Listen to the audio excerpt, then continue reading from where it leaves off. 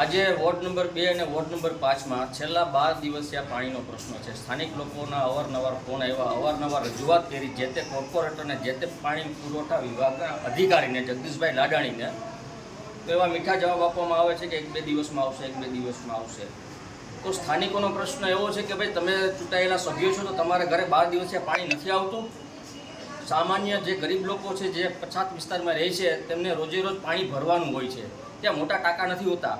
આ નગરપાલિકાની બેદરકારી એટલી છે કે સામાન્ય લોકોને એકાત્રા પાણી દેવું જોઈએ. પાણીના કાયદા પણ હોય છે. કાયદા અનુસાર કોઈ નગરપાલિકા, કેશોદ નગરપાલિકા ખાસ કામ કરતી નથી.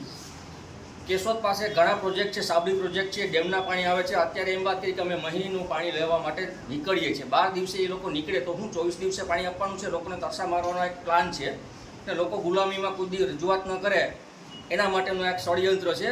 વારે ઘરે અવારનવાર કેશોદમાં અનેક પ્રશ્નો હોય છે. અત્યારે તમે ઓફિસે આવ્યા છો અને સમય થઈ ગયો છે, કર્મચારીઓ હાજર છે કે સમય અનુસાર દરેક કર્મચારી હોતા નથી, હોય તો કામ બાને ગયા હોય છે. હવે જ મેં એક ભાઈ હતા તો કે હું કંઈ જવાબ ના આપી શકું, એવા જવાબ મળે છે. તો અમારે હું ઘરેથી બધું પડતું મૂકીને રજૂઆત માટે જ અમારે જિંદગી કાઢવાની છે. આવા પ્રશ્નો તો મહિનામાં 2-4 બીજા આવે છે. સફાઈના આવે છે, ગટર ઉભરાવાના આવે છે, રોડ તોડવાના આવે છે, લોકોને હેરાનગતિ કરવાના આવે છે. પાણીનો પ્રશ્ન તો પીવાના પાણીનો પ્રશ્ન છે. આજે ઘરમાં પીવાના પાણી ન હોય તો કેવી હાલાકી થાય એ સભ્ય અહીંયા રૂબરૂ આવીને જોવે. અને અમે રજૂઆત કરવા આવ્યા છીએ અને આવેદનપત્ર નથી આપવાના.